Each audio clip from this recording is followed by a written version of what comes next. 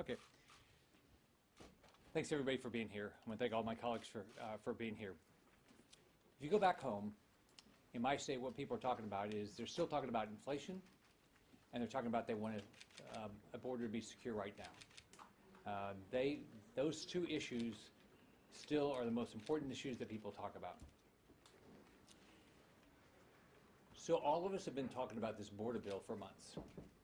The thing that shocked me in the beginning was when McConnell took off the table the fact that we would actually require a lawless Biden administration to secure the border. The only way we knew how to do that is to take, Biden wanted Ukraine aid, so he said, and this was, Ron Johnson put a lot of effort into this, but he would say we would have on a monthly allotment of money tied to the numbers of people coming across the border coming down. But it's shocking to me and a lot of other people that McConnell took that off the table. Why this fell apart is because it's what's happened since I've been up here 5 years. Negotiations were done behind closed doors. People that care about this issue, everybody up here, we want a secure border. People care about the issue. We're left in the dark. We started getting into some ideas about the text, and it seems like most of that's all come true. So what do we want? We want a secure border, number one.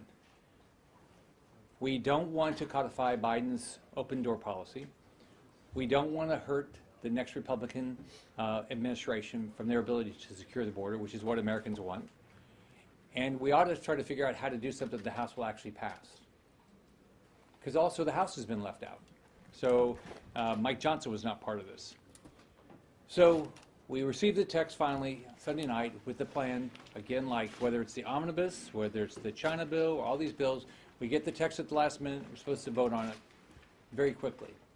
The only thing I can think of is when people don't tell you information, you generally don't think of positive things about it. So what's our plan to go forward? What we should do is sit down as a conference and say, what's important to us? And then as a conference, we say, if the Democrats want to pass a bill, these are the things that we have to have in there. We don't have to go through an amendment process. We ought to, as a group, come together and say, this is what we ought to do. Now, we're going down the same path with regard to Ukraine.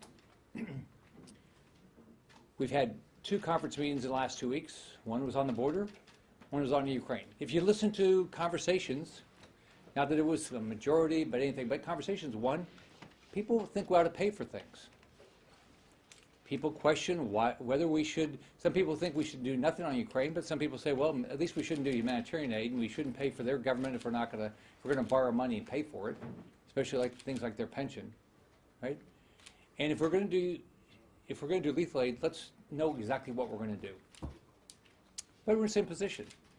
Part of the supplemental, we have a Ukraine package that we've not been sold on it. We've not had a conversation. Somebody's coming and telling us, hey, this is why we're doing it. This is the plan. This is lethal weapons. This is exactly how we're going to make Ukraine win, okay, and Putin lose. So, and then you look at this. I'm not going to do anything that gives money to Gaza. I'm not. Why? I mean, do you think in the Second World War we're sitting there giving money? I mean, did we feel sorry for people that were part of governments that were trying to kill Americans? Probably did. But they just, Hamas just went in and killed 1,200 Israelis and some Americans, and they still have American hostages. And this bill is going to allow the president to give money to Gazans, which is going to go to Hamas. This is crazy. We have got to figure out a way. We've got to figure out a way to start working together as a conference to do what we believe in. We would like a secure border. I think whether we would all like Ukraine to win and Russia to lose. We might have different views on how that should be done, but why don't we start coming together as a conference to get something done? Let me turn it over to Senator Mike Lee. There's a great scene in one of the epic movies of all time, Monty Python and the Search for the Holy Grail. They devise a plan to send what, for lack of a better word, we'll call a Trojan rabbit into the castle occupied by some Frenchmen. They want to take over the castle. The idea was that Lancelot and Galahad were going to be inside the rabbit, and they'd wait until nightfall and then get out and start fighting their way out. It would help them take the castle. Only they forgot to get into the rabbit, and the rabbit went in alone. The rabbit was later weaponized against them, launched by a catapult. Maybe it was a trebuchet. I think it was a catapult, used as a weapon against King Arthur and his men. I sometimes think about this metaphor when I think about this bill. We had a decent idea. We didn't even require stealth. Just that we were going to get some of what we wanted into this law.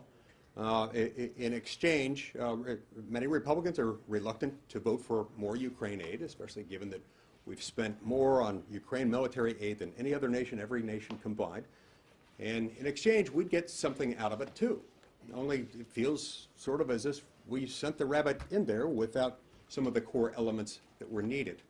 And then that rabbit was weaponized against us.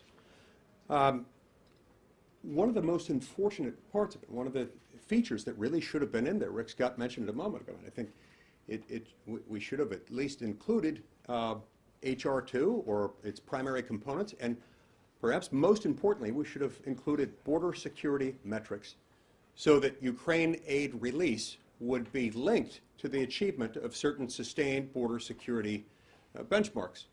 Had we done that, I think we'd be in an altogether different position. So, in other words, this is not about a failed experiment that you can't link the two together. It's not about the fact that suddenly Americans just feel differently about border security and whether or not it can be tied to Ukraine aid. I don't think that's it. I think many, if not most, Republicans could perhaps imagine a scenario in which they might vote for something that would actually secure the border. We could have done that. This bill just doesn't do it. There are a whole lot of loopholes in it. Loopholes through which you could drive a Mack truck, a 747, and an Airbus A380 simultaneously through them. And that's concerning. It didn't have to be this way. This is one of the perils that we should watch out for in the future. When you allow someone to negotiate on behalf of the larger group, Senate Republican Conference, and for whatever reason, those in charge of the negotiation and directly involved in them didn't want to share details and text along the way, a gulf can develop between the negotiators and those on whose behalf they're negotiating. A gulf that's so wide that when it finally comes out, the reaction is not at all what either party wanted. That is a concern. My hope is that in the future we don't do things this way. I'll turn the podium over now to my colleague from Wisconsin, Ron Johnson. Thank you, Mike. And I have no analogy for you. Yeah, we got a chart. The conclusion of this, and I think this is concluding, I think this bill is dead, is unfortunate. Because every Republican I know serving in Congress wants to secure the border, and we had a real opportunity to do so. Democrats wanted funding for Ukraine. A lot of Republicans do as well. I think most of our fellow citizens want to help the freedom-loving people of Ukraine. But there are issues involved in that. But we had an opportunity to use the President's desire for funding for Ukraine to actually secure the border. The challenge for Republicans in this process was that Democrats actually want an open border. Certainly the President does. Most of the Democrat members of Congress want an open border. And they caused this process. I've been saying for quite some time now that negotiating with them on this issue is like negotiating with an arsonist to put out the fire that arsonist set. So what we should have done is we should have, first of all, had trust in the American public who, by and large, agree with us. They recognize the open border is a clear and present danger to America, to its citizens, and they want to secure the border. So we should have had faith in them. We should have had a very open process. And I would suggest what we should have started with is somewhat like Speaker Johnson has started, is he lays out all the authority that the President currently has to secure the border. The Supreme Court ruled on the Immigration and Naturalization Act that it exudes deference to the executive. Then we could have pointed to different areas of different court decisions that have weakened that authority, and we could have corrected those. The Republicans would have happily given the President Biden the authority that he now says he wants. I don't believe him. But we would have been happy to give him that authority to actually secure the border because that's what we want. The problem with this bill, and it's kind of demonstrated in this chart here, is it codifies an awful lot that we don't want. It normalizes thousands of people a day. It probably undermines a future president's ability to secure the border by having things like a discretionary threshold of 4,000. Well, what if you have a president in the future that wants to secure the border before it reaches 4,000? Have you undermined that president's ability? The fact that discretion to close the border ends after 3 years could also be used by liberal groups against a conservative president who wants to secure the border by saying, well, you thought you had that authority under the INA, but Congress didn't think you had it, so they passed this bill and they only gave a president that authority for 3 years. So the real tragedy of this process is that what the American people want, they're not going to get. And there was no reason for it. And the bill that was produced, and I think we all have a great deal of appreciation and sympathy for James Langford, who is knowledgeable about this, worked his tail off, but he was just facing that insurmountable hurdle of dealing with and negotiating with people that want an open border. It didn't work, because that bill, in the end, would have probably done more harm than good by normalizing a flow of illegal immigration and undermining a future president who actually wants to secure the border. Quick shifting to Ukraine. I agree with my colleagues who are complaining about the process internally in our conference. You know, as a conference, leadership needs to listen to its members. You know, in this case, had leadership listened to us and insisted on tying Ukraine funding to meeting thresholds, we might have had a bill we could support. Right now, I think Republicans, as you heard Senator Scott say, our constituents are concerned about inflation, which is caused by too much deficit spending. We spend well north of $870, $80 billion a year in defense a year. Now they want to spend another $110 billion. At a minimum, we should pay for it. There's got to be some dollars, for example, in all the green energy boondoggle spending, that we can rescind to pay for security for Ukraine and Israel and Taiwan. So the principal position of the Republican conference in the Senate should be, you know, we may or may not support funding for Ukraine, but if it's going to be given, it ought to, at a minimum, be paid for, because we have to stop mortgaging our children's future. Now I'll turn it over to Senator Cruz. Every once in a while, we have some good news. The good news is this bill is dead. Now, my views on this bill have not been ambiguous. At the last press conference we had here, I described it as, quote, a steaming pile of crap. Some people afterwards criticized that characterization. Can't imagine why. And they said, well, you haven't read the text, so how can you say that? And you're right. All I knew was what had been described by the bill sponsors. Well, now we've seen the text, and it turned out my assessment was far too kind. This bill is a terrible bill. I'm going to break it down on two metrics. Number one, policy, and number two, politics. On policy, why is this bill a terrible bill? Because it does not solve the problem. We have the worst rate of illegal immigration in our nation's history. People are dying. Children are being brutalized. Women are being sexually assaulted. Over 100,000 people died of overdoses last year. This bill doesn't fix it. Understand, this border crisis is deliberate. Joe Biden caused it. He caused it by his own unilateral decisions. 3 decisions caused this crisis, all made the first week of his presidency. He inherited the lowest rate of illegal immigration in 45 years, and his first week as president, he halted construction on the border wall, he reinstated the disastrous policy of catch and release, and he pulled out of the unbelievably successful Remain in Mexico agreement. That caused this explosion. It also means Joe Biden could solve it tomorrow. How would he solve it tomorrow? By reversing those 3 decisions, and you would get, once again, a secure border. Joe Biden doesn't want to secure the border. Kamala Harris doesn't want to secure the border. Chuck Schumer doesn't want to secure the border. And this bill was designed not to secure the border. Instead, this bill codified Joe Biden's open borders. This bill codified catch and release. Catch and release is contrary to law.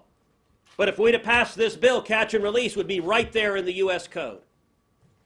This bill normalized 5,000 illegal immigrants a day. 5,000 illegal immigrants a day works out to roughly 1.8 million a year. We've seen 9.6 million illegal immigrants under Joe Biden. Apparently, the Republican position was going to be, we don't like your 9.6, but we're okay with 2/3 of that illegal immigration. That was ridiculous. This bill gave work permits to illegal immigrants. This bill gave government-funded lawyers to illegal immigrants. You know, one of the provisions that I personally find most noxious, this bill goes directly after the state of Texas. And it says all litigation about immigration, you can't sue in Texas anymore. You got to come to Washington, D.C., to one of the most liberal courts in the country. Texas, sorry, we're throwing you out of court in Texas. You got to come to D.C. As I observed on X last night, one sane Republican would side with Joe Biden over the state of Texas in this battle to secure the border. That's what this bill did. So as a policy matter, it was terrible policy. And as a matter of politics, it was even dumber. It was obvious from day one this bill would never pass into law. Speaker of the House said it was dead on arrival. House leadership all said it has zero chance of passage. So if it wasn't going to pass into law, if you knew that, and we did know that, what was the purpose of it? The entire purpose of this bill is to give political camouflage for Democrats running in November. The objective of this bill was, number one, to do nothing, so to do zero to secure the border, but to let every Democrat running for office say, gosh, I wanted to secure the border. But those mean Republicans wouldn't let us. This is all about talking points to deceive the voters. We're already seeing Democrat candidates across the country repeating that. I was ready to secure the border, but the Republicans didn't. It's an utter lie. Remember again, Joe Biden can secure the border any day he wants. He doesn't want to. And by the way, we could have passed legislation that every one of us would have supported. H.R. 2 that passed the House of Representatives. I've introduced H.R. 2 in the Senate. Chuck Schumer wants a bill that I'll vote for Ukraine aid on it. Give me Ukraine aid and H.R. 2 and I'll vote for that. Because that actually would secure the border. And what did Chuck Schumer say at the outset? Nope. H.R. 2 is off the table. Why? Because the Democrats do not want to secure the border. They want this invasion, and the Americans who are dying as a result, they're willing to look the other way.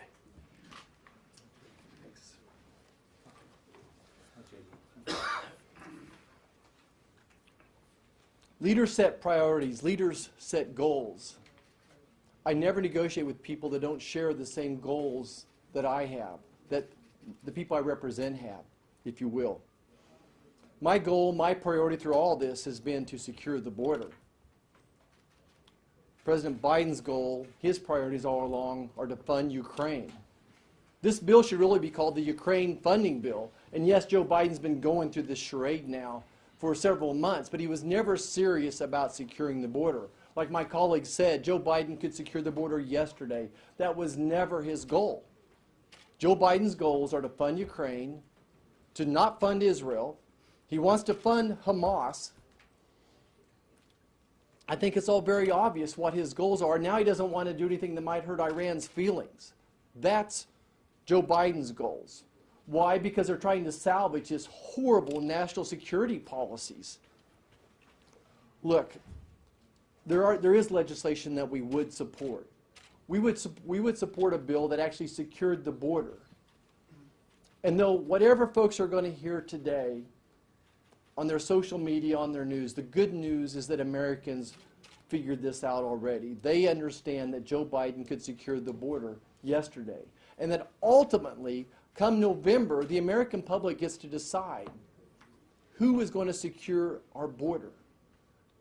Under Joe Biden, 10 million people crossed the border illegally. President Trump averaged less than 1,000 people per day. That's why come November, we're going to have a new sheriff in town who's going to secure the border. Thank you. Look, I don't need to stand up here for too long. I echo the comments made by my colleagues and friends up here, but one of the things that I've heard from a number of reporters and from a number of Democratic activists is this argument that why don't you guys not let the perfect be the enemy of the good? And of course, the presumption here is that this is good border policy. It's not good border policy. We're letting the bad be the enemy of the good because this is bad border policy. If you're going to actually vote to enact border policy, you're going to take a tough vote for all the reasons that Ted stated. It ought to actually do something important. We have to remember the fundamental framing here. This is what so much of the reporting ignores about this border crisis. The fundamental framing here is Joe Biden has every tool at his disposal to end the border crisis tomorrow.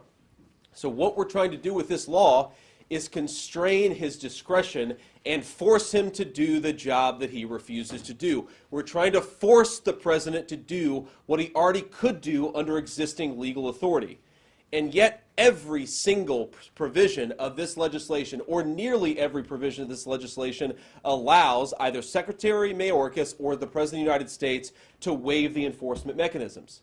How do you square these things? How do you say we've got to force the president to do a job, and yet we're passing a border bill that allows the president to waive every single authority that the bill gives him?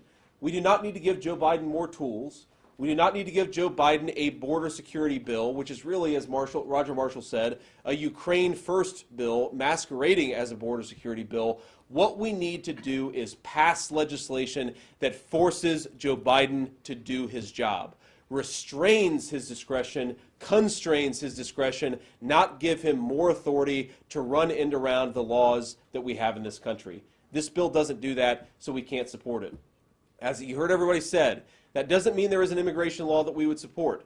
There are a number of provisions in this bill that if they were made better and actually forced Joe Biden to do his job, we'd all vote for it. I'm maybe the biggest skeptic of Ukraine aid in the United States Senate. I care much more about the American southern border, but I'm not going to vote for a border security package that doesn't do any border security. Thanks. Since Mike Lee gave a movie reference, I'll have my own. This whole episode reminds me of that scene from The First Vacation where Chevy Chase goes to buy his car and Eugene Levy comes out and it's not the car he ordered. He brings out the metallic pea green family truckster and Chevy Chase is like, this is not the car. And Eugene Levy says, you think you hate it now, but wait till you drive it. So when you saw the language, this is what we were warning about.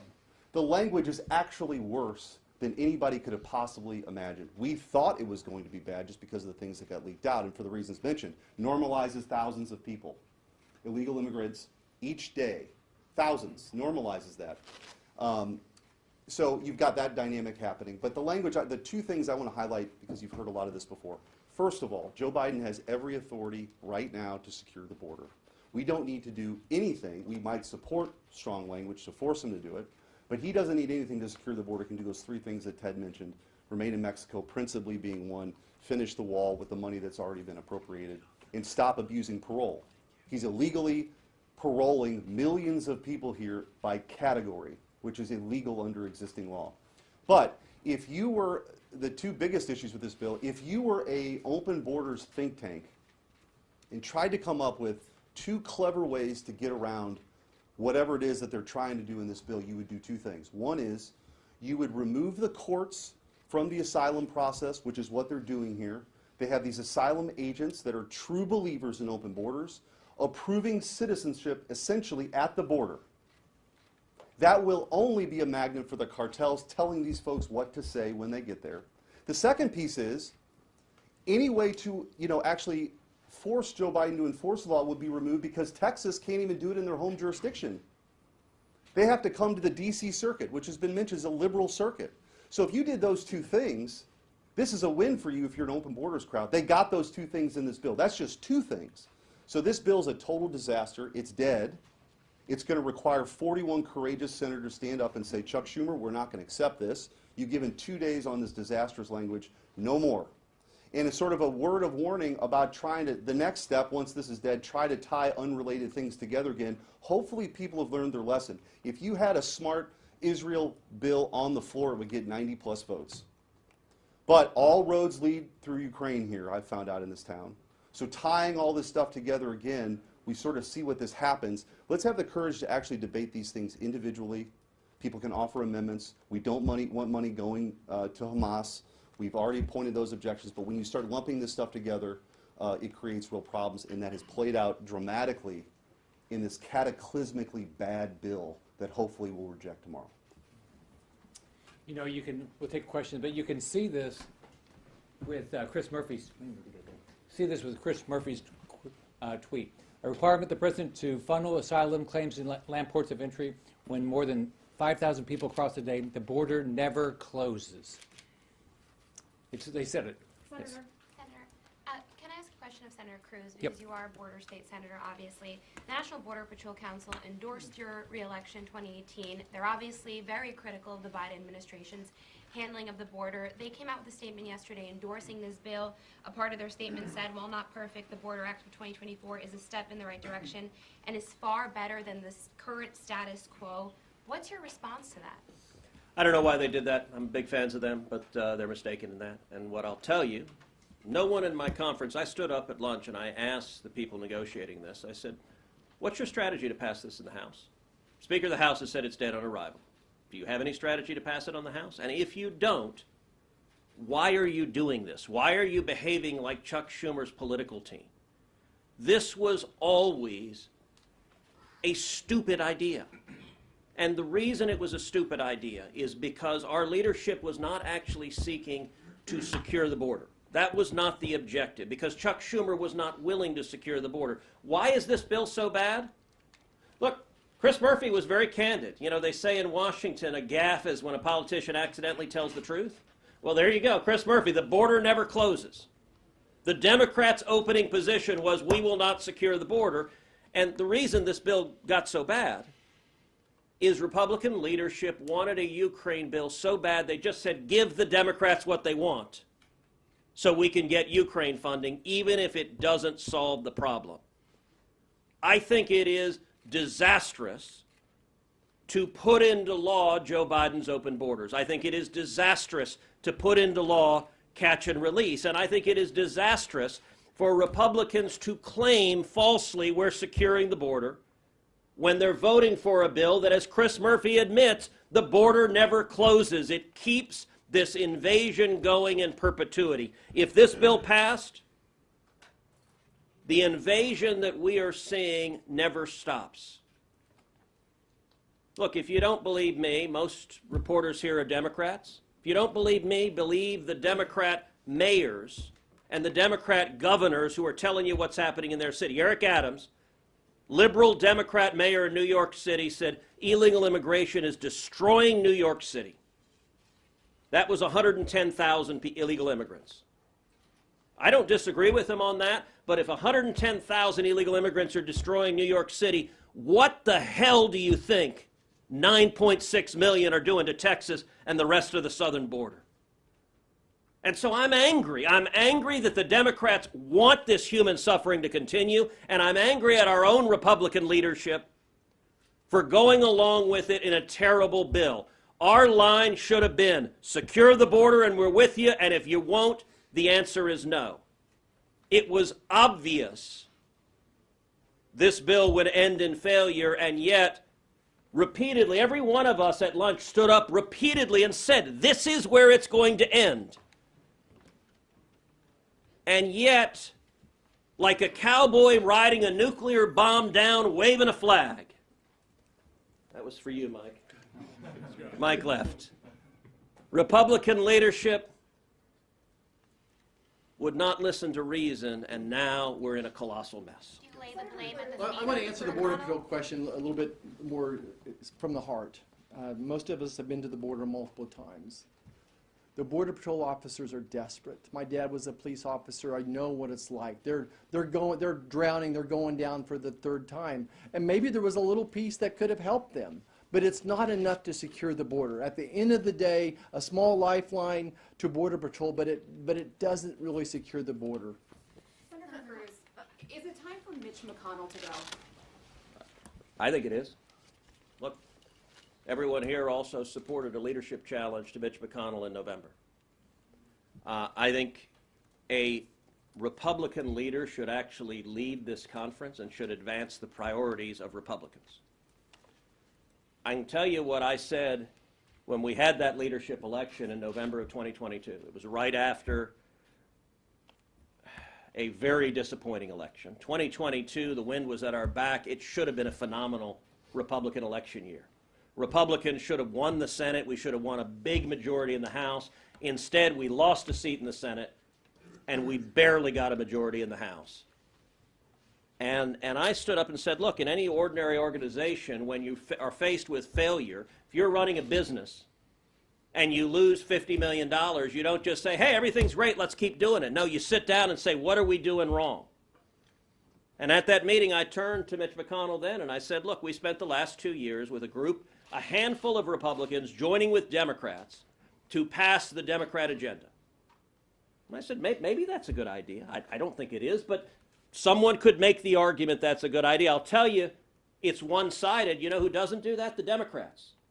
In 2017 and 2018, when we had a Republican president, a Republican Senate, a Republican House, not one single time did a group of Democrats join with the Republicans to pass the Republican agenda. So we're the only ones who do it. But I turned to Mitch then and I said, is there anything, what are we willing to fight on? What are you willing to fight on? Is there anything you're willing to draw a line in the sand and say, we will fight? And he refused to answer that question now, and that's why we're in this mess. Because this was a plan that was designed to lose. This is a plan Chuck Schumer is thrilled with, which is why Schumer says, I got 98 problems, but Mitch isn't one of them. Lobby for that more urgently now because of the way that this We had an election in November of 22, which was supposed to be in January of 23. They rushed it, and we talked about what we wanted to do different. We ought to come together and start talking about what we believe in, and then fight for those things as a conference. We're not doing that. That's why that we're in the position we're in. You know, a few people negotiated this. McConnell decided we are not going to have something that forced a lawless administration to secure the border. And so, I mean, this is where we are. And we're doing the exact same thing on Ukraine. Regarding Ukraine, what is the future of the aid to Ukraine? And are you planning to bring it as a standalone bill? Well, first off, a lot of us have different views, but I think everybody would like Ukraine to win and Russia to lose. But we'd like to know, I don't think a lot of us think we ought to be doing humanitarian aid. We ought to let Europe do that. I think a lot of us believe we shouldn't be borrowing money to run their government. But we would like to give them lethal aid, but what is the plan? Do you realize in this bill, finally, the Biden administration has to give us their plan? Why wouldn't you, before you want to come ask us for money, tell us exactly what the plan is? If you listen to, we had a conference meeting on this. People say, a lot of people said, we'd like it to be paid for, and we'd like to understand what the plan is. We don't have one. Senator, I have a question for Senator Vance, please. Sure. You were recently elected. You won a tough primary to win the nomination. Do you think the Republican leadership here is out of touch with GOP voters on the border and on Ukraine, given that this was unveiled, hoping that it would get 25 Republican votes, and it's probably not going to get any Republican votes on Wednesday? Well, I want to echo everything that Ted has said, and I think all of us have made this argument that leadership really screwed this up. I think they made a series of political arguments that were never going to actually fly. They knew, or at least should have known, that this bill was never actually going to get there. And certainly on the Ukraine question, yes, I think leadership is massively out of touch with Republican voters. We are not, as a Republican Party, behind unlimited, unaccounted for aid to Ukraine without any goals in mind, without any sense of where the money is going and what's going to be accomplished if we continue to support Ukraine. So I absolutely think it's a failure of leadership that we've gotten to this point. And yes, I think they're out of touch on that particular issue. There's one other point here, because you've heard some folks in our leadership make this argument that what happened here is Republicans as a conference demanded that we use Ukraine as leverage to get border concessions from the Biden administration. They'll say things like, well, you wanted us to negotiate for border security, and now that we have this package, you say that it's not good enough. Well, we asked you to negotiate for border security, not crappy border security that has nothing to do with securing the American southern border. So this idea that we signed a political death compact where we wanted to negotiate for border security, so we're therefore committed to supporting any package that comes out of these negotiations is ridiculous. If you had a bill that said we're going to legalize 12 million illegal aliens, every single Republican, I hope, would vote against it. But we're not committing ourselves to voting for this thing just because we entered the negotiation. And the idea that we are, the idea, and you hear this from some of our leadership, and hopefully they will stop, the idea that we committed to supporting whatever came out of this negotiation is pure, unadulterated bullshit. We supported a negotiation to bring common sense border security to this country. We did not agree to a border fig leaf to send another $61 billion to Ukraine. Hi, Casey Murray at Notice. You've all had some pretty strong words today about the bill. This question is for anyone, but I'll direct it at Senator Cruz, fellow Texan. So do you feel at this point that Lankford has been left out to dry? You know, he went and negotiated and brought something, and it's not met a great reception from fellow Republicans? Listen, James Lankford is a good man. He's a good friend of all of us. We all like James. He is deeply principled. He's deeply honorable. I think leadership sent him out on a kamikaze mission. And I think it was very cynical of Republican leadership to do that. I think he did it in good faith, and they put him on the edge of a branch, and they saw the branch off. And that, unfortunately, is a pattern we see with Republican leadership here, and it's why there are very real concerns about our leadership. That was not the right way to handle this. And the problem was, leadership's position was, you must get to a deal. And understand, Schumer's position was, we will never secure the southern border.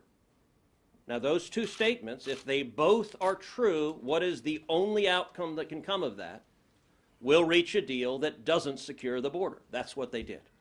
And what leadership should have said is, we're going to secure the border. If you want a deal, agree to secure the border. And if not, we will walk away. And what leadership did that was wrong is they were so desperate to a deal that they agreed to Chuck Schumer's open borders.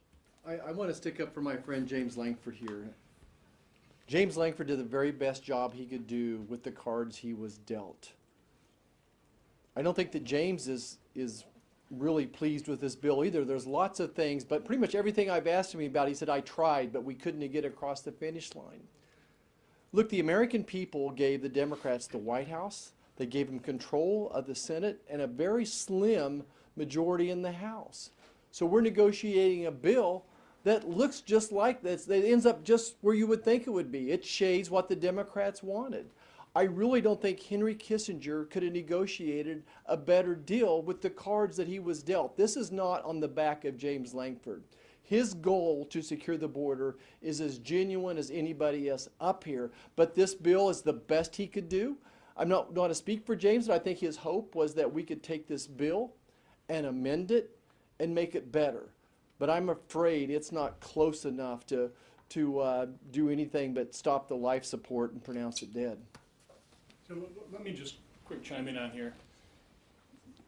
The problem with this is it was an opaque process. It was secret. How do you take an issue that, what percentage of the American public agree? 90 plus believe we do need a secure border, that the open border is a clear and present danger to America, to them. How do you take that and screw it up? Well, you do it by not being transparent. You do it by not trusting the American public. And that, as a result, from the get-go, when McConnell entered into this secret negotiation with Schumer, it was fatally flawed. Nobody knew what was in it. What was being leaked looked bad enough, but we weren't trying to win the argument in the court of public opinion. People would have supported what we want to do here. I said repeatedly, and again, it galls me to hear, people talk about that, we're trying to take some political advantage. Early on in the negotiation, I said we'd be doing Joe Biden an enormous political favor if we forced him to secure the border. I was more than willing to do that because I want to secure the border, as all of us do. But when you do it in a secret negotiation, when you, without consulting the conference, take off the table probably our biggest point of leverage, which is tie Ukraine funding to metrics that the president has to meet. Again, we're dealing with a lawless president who ignores Supreme Court rulings, who has lied repeatedly to the American public. How do you force that executive who wants an open border to actually abide by any agreement? Well, you got to tie it to what he wants. That was taken off the table, and it was secret. And so this just blew up in Leader McConnell's face, and now he's trying to blame President Trump, who, to the best of my knowledge, I haven't talked to him. I'm not sure anybody on the stage has talked to him. We wanted to secure the border. That is why we are voting no. This does more harm than good, and that's not James Langford's fault. That's Leader McConnell's fault. I just want to add one point on this, because what Ron said is very important. When you go into a border security negotiation, as complicated as immigration law is, and you make it entirely secret, that gives a massive asymmetric advantage to the team that has more lawyers. So on the one hand, you have the Democratic majority, you have the Department of Homeland Security, the Department of Justice, you have the army of lawyers that they have, and on the other hand is James Langford and his staff negotiating in secret.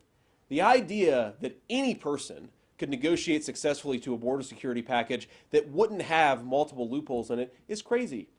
These guys have a massive advantage. It was a huge mistake. I don't know who in leadership made this decision, but if it had been out in the open, okay, we have a number of good immigration groups. We have a number of good advocacy organizations that could have helped us level the playing field. The fact that it was done in secret, I think, was by design, and it was done to sabotage real border security. Senator Scott, Claudia with Univision. Can you say a few words in Spanish and also your reaction to the statement of the Border Patrol Union? Yeah. La frontera sur sigue completamente colapsada. Gracias a las políticas radicales de Joe Biden y su plan de fronteras abiertas.